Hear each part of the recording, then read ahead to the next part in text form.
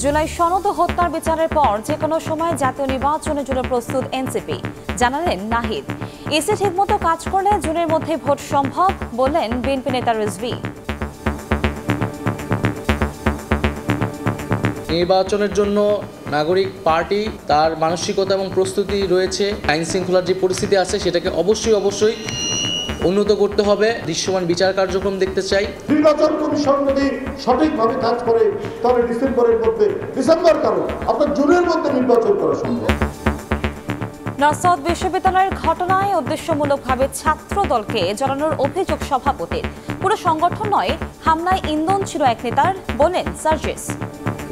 এই দায় কখনো পুরো বাংলাদেশ ছাত্র দলের উপর নয়, বরং ব্যক্তি শাকিল যিনি ছাত্র দলের পোস্টেড তার উপরে। উদ্দেশ্য প্রণোদিতভাবেই ছোটখাটো ঘটনাতেও আমাদের ছাত্র দলের নাম জড়ায়। ছাত্র দলের কোনো নেতা কর্মীদের দ্বারা কোনো একটি হলে আজকের দিন পর্যন্ত কোনো অপ্রীতিকর ঘটনা ঘটেনি। দেখছিলেন প্রধান শিরোনাম। রাত 11টার সময় সঙ্গে আছে আমি কনক আজাদ।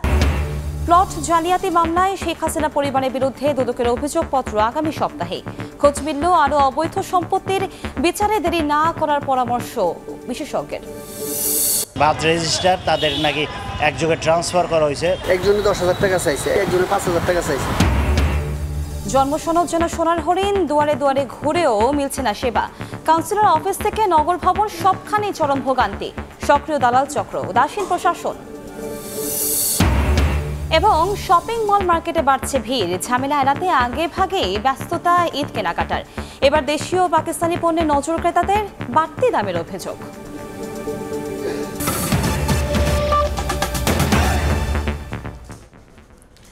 যে কোনো সময় জাতীয় নির্বাচনের জন্য প্রস্তুত রয়েছে জাতীয় নাগরিক পার্টি এনসিপি। তবে ভোটের আগে ছাত্র জনতার আন্দোলনের সময় সংগঠিত হত্যাকাণ্ড ও জুলাই সনদ কার্যকর দেখতে চায় দলটি। বিকেলে রাজধানীর বাংলা মোটরে দলীয় কার্যালয়ে সংবাদ সম্মেলনে এসব কথা বলেন এনসিপির আহ্বায়ক নাহিদ ইসলাম। এ সময় নারীর প্রতি সহিংসতার বিভিন্ন ঘটনার নিন্দা জানিয়ে জড়িতদের বিচার দাবি করেন তিনি। 28 ফেব্রুয়ারি আত্মপ্রকাশের পর অনুষ্ঠিত হল জুলাই অভ্যুত্থানের প্রেক্ষাপটে গঠিত নতুন রাজনৈতিক দল জাতীয় নাগরিক পার্টি এনসিপির প্রথম সাধারণ সভা। সভায় উপস্থিত ছিলেন দলটির আহ্বায়ক নাহিদ ইসলাম, সদস্য সচিব আক্তার হোসেন সহ শীর্ষ নেতারা। আজ জাতীয় সভা অনুষ্ঠিত হয়েছে। সভা শেষে সংবাদ সম্মেলনে প্রশ্নের উত্তরে নাহিদ বলেন, নির্বাচনের জন্য যথাযথ মানসিকতা ও প্রস্তুতি রয়েছে তাদের দলের। নির্বাচনের জন্য নাগরিক পার্টি তার মানসিকতা এবং প্রস্তুতি রয়েছে এবং আমরা নির্বাচন সামনে বলেছি যে আমরা আমাদের জায়গা থেকে গণপরিষদ নির্বাচন দেখতে চাই জাতীয় সংসদের পাশাপাশি। তবে নির্বাচনের আগে আইন শৃঙ্খলা পরিস্থিতির উন্নতি, ছাত্র জনতার আন্দোলনের সময় সংঘটিত হত্যাযজ্ঞের বিচার ও জুলাই সনদপত্র ঘোষণা প্রকাশের দাবি জানান এনসিপির আহ্বায়ক। গণপরিষদ বা জাতীয় নির্বাচনের কথা বলছি, কিন্তু তার আগে আমরা দৃশ্যমান বিচার কার্যক্রম দেখতে চাই এবং যে ঐক্যমত সংস্কারের জুলাই সনদ, যেটাতে সবার স্বাক্ষর হওয়ার কথা, জনগণ দেখতে পাবে কোন রাজনৈতিক দল জনগণের রাষ্ট্রের সংস্কারের পক্ষে আছে বিপক্ষে আছে, সেই জুলাই সনদটা আমরা নির্বাচনের আগে কার্যকর হিসেবে দেখতে চাই। পুলিশ প্রশাসনের কিন্তু একটা সুষ্ঠু নির্বাচন করার অভিজ্ঞতা দীর্ঘদিনের নেই, তাদের সক্ষমতাও পরীক্ষা হয় না দীর্ঘদিন ধরে। সম্প্রতি নারীদের প্রতি সহিংসতার বিভিন্ন ঘটনার তীব্র নিন্দা জানিয়ে জড়িতদের দ্রুত বিচারের আওতায় আনতে অন্তর্বর্তী সরকারের প্রতি আহ্বান জানান নাহিদ। অন্তর্বর্তীকালীন সরকারের প্রতি আহ্বান জানাচ্ছি, জনপরিসরে যাতে নারীর নিরাপত্তা নিশ্চিত করা হয় সেজন্য সরকার যাতে কঠোর অবস্থান গ্রহণ করে, নারী নিপীড়নকারীদের যাতে দ্রুত সময়ের মধ্যে যথাযথ বিচারের আওতায় আনা হয়। শীঘ্রই এনসিপির উপদেষ্টা পরিষদ গঠন করা হবে এবং ঈদের পর তৃণমূল পর্যায়ে দলীয় কর্মকাণ্ড বাড়ানো হবে বলেও জানান এনসিপি প্রধান। শাবাব ওয়াসি, সময় সংবাদ, ঢাকা। নির্বাচন নিয়ে অন্তর্বর্তী সরকারের বিরুদ্ধে গড়িমসির অভিযোগ তুলে বিএনপির সিনিয়র যুগ্ম মহাসচিব রুহুল কবির রিজভী বলেছেন, নির্বাচন কমিশন সঠিকভাবে কাজ করলে জুনের মধ্যে ভোট আয়োজন সম্ভব। রাজশাহীর ভুবন মোহন পার্কে গণ অভ্যুত্থানে শহীদ পরিবারের সদস্যদের সঙ্গে সৌজন্য সাক্ষাৎ শেষে কথা বলেন তিনি। আমাদের নির্বাচনী প্রতিষ্ঠান, আমাদের গণতান্ত্রিক প্রতিষ্ঠান সবগুলো পা দিয়ে দুমড়ে মুচড়ে শেষ করে দিয়েছে শেখ হাসিনা। আমাদের সেই কান থেকে ফিরে আসতে হলে আমাদের এই প্রতিষ্ঠানগুলোকে সজীব করতে হবে, প্রাণবন্ত করতে হবে। তো এইগুলোর জন্য এত গড়িমসি কেন? নির্বাচন কমিশন যদি সঠিকভাবে কাজ করে তাহলে ডিসেম্বর কারণ আপনার জুনের মধ্যে নির্বাচন করা সম্ভব। হাসিনার মাধ্যমে তারা বাংলাদেশকে তাবেদার রাষ্ট্র বানাতে চেয়েছিল। ভারত যা মনে করত হাসিনার মাধ্যমে সেটা করত, আর হাসিনা তার ক্ষমতা টিকিয়ে রাখার জন্য ভারত যা চাইতো তাই দিয়ে দিত। অপ্রীতিকর ঘটনার সঙ্গে উদ্দেশ্যপ্রণোদিতভাবে ছাত্র দলের নাম জড়ানো হচ্ছে বলে অভিযোগ করেছেন সংগঠনটির নেতারা। তাদের দাবি, গণতান্ত্রিক ছাত্র সংসদের কমিটি গঠনকে কেন্দ্র করে ঢাকা বিশ্ববিদ্যালয় ও বেসরকারি বিশ্ববিদ্যালয়ের কোন্দলকে রাজনৈতিক রূপ দিতেই নর্থ সাউথের ঘটনায় ছাত্র দলকে দায়ী করা হচ্ছে। এ বিষয়ে সাংবাদিকদের প্রশ্নের জবাবে এনসিপির মুখ্য সংগঠক শারজিস আলম বলেছেন, পুরো সংগঠনের ওপর নয়, হামলায় জড়িত ছাত্রদল নেতাকে দায়ী করেছেন তিনি। নর্থ সাউথ বিশ্ববিদ্যালয়ের সামনে শিক্ষার্থীদের উপর হামলার ঘটনায় ছাত্রদলের উপর দায় চাপানোর প্রতিবাদে বিকেলে নয়াপল্টনে এই সংবাদ সম্মেলনের আয়োজন। এ সময় ছাত্রদল সভাপতি দাবি করেন, ঢাকা বিশ্ববিদ্যালয় আর বেসরকারি বিশ্ববিদ্যালয়ের অভ্যন্তরীণ কোন্দলকে রাজনৈতিক রূপ দিতেই নর্থ সাউথের ঘটনায় ছাত্রদলকে দায়ী করা হচ্ছে। জুলাই আগস্টের গণঅভ্যুত্থানের পরে বেশ কিছু বিষয়ে আমরা সরাসরি বলছি, বিশেষ করে শারজিস আলম, হাসনাত আবদুল্লাহ বলেন, কিংবা আরও দু একজন, মাসুদ খন্দকার রয়েছে, মাসুদ, তারা উদ্দেশ্য প্রণোদিতভাবেই ছোটোখাটো ঘটনাতেও আমাদের ছাত্রদলের নাম জড়ায়। নতুন রাজনৈতিক বন্দোবস্তের কথা বললেও নাগরিক পার্টি পুরনো রাজনীতি করছে বলে অভিযোগ করেন ছাত্রদল সাধারণ সম্পাদক। নতুন যে দল গঠিত হয়েছে সেটা নতুন রাজনৈতিক বন্দোবস্ত হয়নি, একই সাথে আমাদের কাছে মনে হচ্ছে এটি আদিম রাজনৈতিক বন্দোবস্ত হয়েছে বলে আমরা মনে করছি। এদিকে বিকেলে বাংলা মোটরে এনসিপি কার্যালয়ে আয়োজিত সংবাদ সম্মেলনে সাংবাদিকদের প্রশ্নের জবাবে মুখ্য সংগঠক শারজিস আলম জানান, পুরো সংগঠনের উপর নয়, হামলায় জড়িত ছাত্রদল নেতাকে দায়ী করেছেন তিনি। পুরো ছাত্রদল মানে একটা দল হিসেবে এটা করেছে, এটা কিন্তু আমি কথা বলিনি, বরং এটা বলা হয়েছে যে ছাত্র দলের একদম সেন্ট্রাল পোস্টে আহমেদ শাকিল যিনি আছেন, তিনি সেই জায়গায় ইচ্ছাকৃতভাবে এই বিব্রতকর এবং অস্বস্তিকর পরিস্থিতিটা তৈরি করেছেন। ওই ঘটনায় ছাত্রদল নেতার বিরুদ্ধে সাংগঠনিক ব্যবস্থা নেওয়ার আহ্বান জানান শারজিস আলম। তাদের দলের যে নেতাকর্মী যারা রয়েছে, হাসান ওয়ালি, সময় সংবাদ, ঢাকা। প্লট জালিয়াতির মামলায় শেখ হাসিনা পরিবারের সদস্যদের বিরুদ্ধে তদন্ত শেষ করেছে দুদক। আসামি তালিকায় নতুন করে সাবেক প্রতিমন্ত্রী শরীফ আহমেদ সহ 2 জনকে যুক্ত করে শীঘ্রই আদালতে চার্জশিট জমা দিতে যাচ্ছে সংস্থাটি। পূর্বাঞ্চল নতুন শহর প্রকল্পে 2022 সালে 10 কাঠা করে 6টি প্লট বরাদ্দ নেন সাবেক প্রধানমন্ত্রী শেখ হাসিনা ও তার পরিবারের সদস্যরা। রাজধানীতে প্লট থাকা সত্ত্বেও সরকারের প্রধানের বিশেষ ক্ষমতা প্রয়োগ করে এসব প্লট অবৈধভাবে বরাদ্দ দেওয়ার অভিযোগ ওঠে। জানুয়ারি মাসে শেখ হাসিনা, রেহেনা ও তাদের সন্তান সহ 14 জন সরকারি কর্মকর্তার বিরুদ্ধে 6টি মামলা করে দুদক। প্রায় 2 মাসে তদন্ত শেষে শেখ পরিবারের বিরুদ্ধে অনিয়মের প্রমাণ মেলায় চূড়ান্ত চার্জশিট দাখিল করতে যাচ্ছে দুদক, যেখানে সাবেক গৃহায়ণ ও গণপূর্ত প্রতিমন্ত্রী শরীফ আহমেদ এবং শেখ হাসিনার সাবেক একান্ত সচিব মোহাম্মদ সালাউদ্দিনের দায় খুঁজে পাওয়ায় তাদের নামও অন্তর্ভুক্ত করা হচ্ছে চার্জশিটে। দুর্নীতি বিরোধী জাতীয় সমন্বয় কমিটির এই নেতা মনে করেন, ক্ষমতা প্রভাব খাটিয়ে প্লট দখলে শেখ পরিবারের দুর্নীতি স্পষ্ট, কাজেই বিলম্ব না করে বিচারের মুখোমুখি করতে হবে তাদেরকে। 32 নম্বরের বাড়ি, তাদের 3 নম্বরের বাড়ি, তারপরে আপনার শেখ রেহানার বাড়ি, সবার নামেই তো বাড়ি আছে। আর বাড়ি না হলে আরেকটা শয়তানিক বুদ্ধি একটা আছে, সেটা হলো আমি আরেকজনকে দান করে দিয়ে আমি নিঃস্ব হয়ে গেলাম। তো তুমি নিজে নিঃস্ব হয়ে দান করে দিয়ে তখন তুমি আরেকটা প্লট নিবা, এটা তো একটা পেপার ওয়ার্ক, একটা গেম। একটা প্রমাণিত যে তারা এই দুর্নীতি করেছে, তো দুর্নীতি করেছে, যে দুর্নীতি করে তার বিচার হবে, আর দুর্নীতির যদি বিচার না হয় তো অন্যরা দুর্নীতিতে আরও আগ্রহী হবে। এদিকে প্লট জালিয়াতি তদন্ত করতে গিয়ে শেখ পরিবারের আরও একাধিক প্লট ফ্ল্যাটের সন্ধান পেয়েছে দুদক।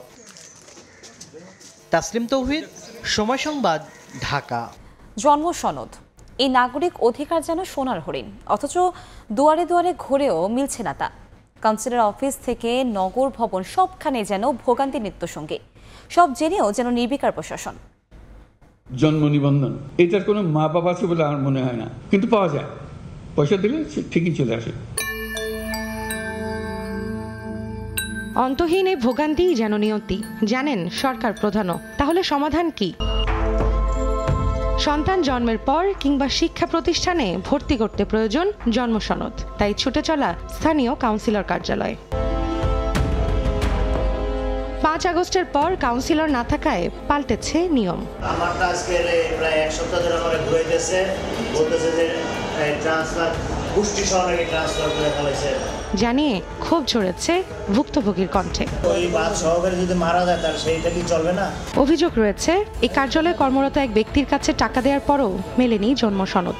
উনি যেটা আমাকে বললো যে যারা বার্থ রেজিস্টার তাদের নাকি একযোগে ট্রান্সফার করা হয়েছে, এখন এখানে বার্থ রেজিস্টার আসছে না বিধায় আমার জিনিসটা পাইতে একটু সমস্যা হচ্ছে। জন্ম সনদ পেতে এবার যাত্রা নগর ভবনে।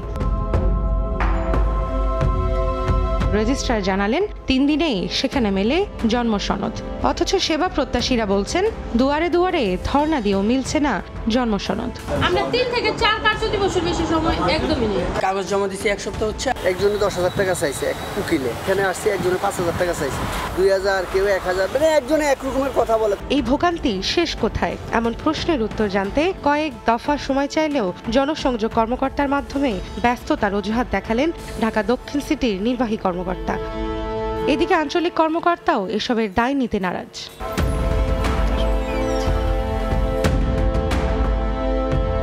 ক্যামেরাটা একটু বসান ওই পাশে, আপনার ডাকবো।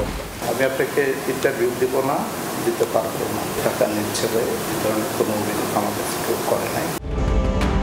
অন্যদিকে ডিএনসিসির চিত্রও এক। মিরপুর 10-এ জোন অফিসে কর্মরত এক ব্যক্তি নামে অভিযোগ আছে জন্ম নিবন্ধন করতে আসলেই গুনতে হয় কয়েক হাজার টাকা। এবার যোগাযোগ তার সঙ্গে। টাকা পয়সা কেমন কি লাগবে ভাই? 2-3 দিনের মধ্যে আর্জেন্ট তো, সমস্যা একটু হলে আমাদের দৌড়াদৌড়ি করতে হয় তো, মানে তাড়াহুড়া করলে আপনি হয়তো বা দিবেন, আমার কাজ আমি করে দেবো 1 দিনের মধ্যে। এভাবেই প্রতিদিনই শত শত সেবাগ্রহীতারা জন্ম নিবন্ধন সনদ বা সংশোধনের জন্য পড়ছেন নানা বিড়ম্বনায়, হচ্ছেন হয়রানির শিকার। তবে বাড়তি টাকা গুনলেই মিলছে ভোগান্তি ছাড়াই জন্ম সনদ। দ্বিতীয় পর্বে জানাবো সেই গল্প। রৌনক নিয়ন্তা, সময় সংবাদ, ঢাকা। ওজন 6-7 কেজি, প্রতিটির দাম 165 টাকা। গ্রামের ক্ষেত থেকে এমন দামে বিক্রি হওয়া আগাম জাতের তরমুজ রাজধানীর বাজারে এসে হচ্ছে আকাশচুম্বী। প্রতি পিস বিক্রি হচ্ছে 300 থেকে 450-তে। ভোলার চরাঞ্চলে আগাম তরমুজ চাষে এবার প্রতি শতাংশে কৃষকের খরচ হয়েছে প্রায় 1200 টাকা। এই পরিমাণ জমিতে উৎপাদিত 12 থেকে 14টি তরমুজ কৃষক পাইকারদের কাছে প্রতি পিস বিক্রি করেন গড়ে 165 টাকায়, আর স্থানীয় মোকামে দাম পড়ে 215 টাকা। নদীপথে প্রায় 195 কিলোমিটার পথ পাড়ি দিয়ে এই তরমুজ আনা হয় রাজধানীর বাজারে। রমজানে চাহিদা বাড়ায় কারণ বাজারে তরমুজের খুচরা দোকানে বেশ হাকডাক বিক্রেতাদের, যেখানে সবচেয়ে ছোট 5 কেজি ওজনের তরমুজ 300 আর 7 কেজি বিক্রি হচ্ছে 400 থেকে 450 টাকায়। বড় বড় পার্টিরা, ব্যাপারীরা, কৃষকরা সিন্ডিকেট কইরা দামে দামে মাল বেচছে। ইফতারের অন্যতম অনুষঙ্গ রসালো এই ফলটির দাম বেশি হওয়ায় কিনতে এসে ফেরত যাচ্ছেন অনেকে। তরমুজটার দাম যদি 300 টাকা হয়, এত টাকা তরমুজ, তাহলে আমরা কি খাবো?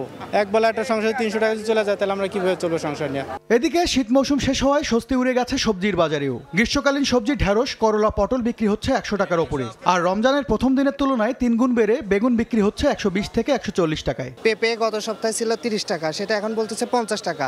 টমেটোর দাম বেশি, ফুলকপি, মিষ্টি কুমড়া যাই বলতেছে সবকিছুর দামই বেড়ে গেছে। দামটা যদি হাতে নাগানে আসে তাহলে আমাদের জন্য একটু ভালো হয়। সপ্তাহ ব্যবধানে সব ধরনের চালের দাম 2 থেকে 1 টাকা বেড়েছে। সবচেয়ে বেশি 4 থেকে 5 টাকা বেড়েছে মিনিকেটের দাম। তবে কমতির দিকে ছোলা, চিনি, ডাল ও বেসনের দাম। MS আরেফিন, সময় সংবাদ, ঢাকা।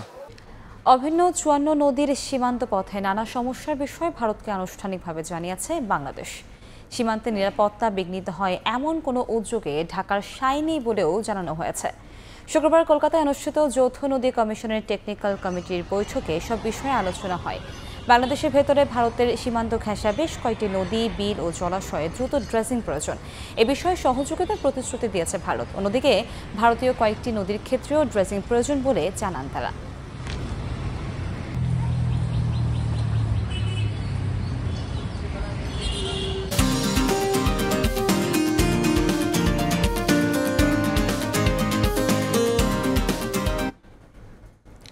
ভিড় এড়াতে রাজধানীর বিপণী বিতানে আগে ভাগে জমে উঠতে শুরু করেছে ঈদের কেনাকাটা। এবার দোকানগুলোতে নেই ভারতীয় পোশাকের আধিপত্য, সেই জায়গা দখল করেছে পাকিস্তানি পোশাক। রমজান শুরুর পর প্রথম সাপ্তাহিক ছুটির দিন শুক্রবার সকাল থেকেই ক্রেতাদের চাপ রাজধানীর বিপণী বিতানে। শেষ সময়ের ভিড়ে রাতে অনেকেই আগেভাগেই সেরে নিচ্ছেন কেনাকাটা। শুক্রবার, কালকে শনিবার, এই 2 দিন তো আমাদের সেল আমরা বেশি এক্সপেক্ট করি। আমি অনেক জায়গায় অনেক ড্রেস দেখেছি, ভালো হয়েছে, কিন্তু এখনো পছন্দ করি। পরে আসলে মানে বাচ্চা নিয়ে আমি হাঁটা জানা ভাই, বেচা কেন অনেক ভিড়। তারপরও ওই ম্যাডামের ভিতরে পাঠাইছি, আমি যেতে পারলাম না, বাইরে দাঁড়িয়ে রয়েছি। জুতা কিনবো, একটা টপস কিনবো, জামা কিনবো, আর গেঞ্জি কিনবো, আর প্যান্ট কিনবো। গত কয়েক বছর ঈদ কেনাকাটায় ভারতীয় পোশাকের আধিপত্য থাকলেও এবার চাহিদা বেড়েছে পাকিস্তানি পোশাকের, তবে বাড়তি দামের অভিযোগ ক্রেতাদের। চলতেছে পাকিস্তানি 3 পিস আর ইন্ডিয়ান কিছু মাল আছে, বেশিরভাগই পাকিস্তানি মোটামুটি এবার বেশি চলতেছে, দাম বেশি, অনেক দাম বেশি। বাচ্চাদের নিয়ে একটু হয়রানিতে আছে যে দাম একটু বেশি চাইছে, সবকিছু বেশি, দাম বেশি। বিক্রেতারা বলছেন রোজার প্রথম দিকে তেমন চাপ না থাকলেও ক্রমেই বাড়ছে ক্রেতার উপস্থিতি। আজকে শুক্রবার হিসেবে লোকজনের অনেক উপস্থিতি দেখতেছি, আশা করি আজকে ভালো হবে আমাদের বেচা কিনা। এই পিছনে আবার হয় নাই, দুর্বল ছিল, আজকে একটু লোকজন দেখা যাচ্ছে, ইনশাল্লাহ আশাবাদী আজকে থেকে হবে। বিক্রেতাদের প্রত্যাশা নানা প্রতিকূলতার মধ্যেও এবার ভালো হবে বেচা কেনা। ফরহাদুর রহমান, সময় সংবাদ, ঢাকা। অতিরিক্ত ভ্রমণে ক্লান্ত নিউজিল্যান্ড ক্রিকেট দল দুবাইয়ে ব্রিফিংয়ে অসহায়ত্ব প্রকাশ করেছেন কিউইদের কোচ গ্যারি স্টেড।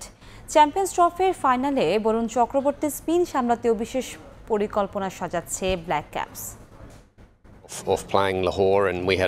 লাহোরে খেলার পর গতকাল গোটা দিন ভ্রমণ শেষে এখানে পৌঁছেছি, কিছুটা ক্লান্তি তো আছেই, তবে আমাদের সামনে 2 দিন সময় রয়েছে রিকভারি করার এবং পরবর্তী ম্যাচ নিয়ে পরিকল্পনা ও অনুশীলন করার। তবে আমার ধারণা টুর্নামেন্টের যেখানে আমরা রয়েছি সে অবস্থায় আসলে ভারী অনুশীলনের খুব একটা প্রয়োজন নেই, শুধুমাত্র ফাইনালে প্রতিদ্বন্দ্বিতা করতে শরীর আর মস্তিষ্ককে তৈরি রাখতে হবে। এই 2 দিন আমরা সেটার উপরেই গুরুত্ব দিব, এটা আমাদের হাতে নেই। ভারত সব ম্যাচ এখানে খেলছে, আমাদের জন্য যেটা ভালো হয়েছে অন্তত একটা ম্যাচ তাদের বিপক্ষে এখানে খেলা হয়েছে। মাঠে সমস্ত পরিকল্পনা কাজে লাগাতে পারলে ভালো কিছু হবে।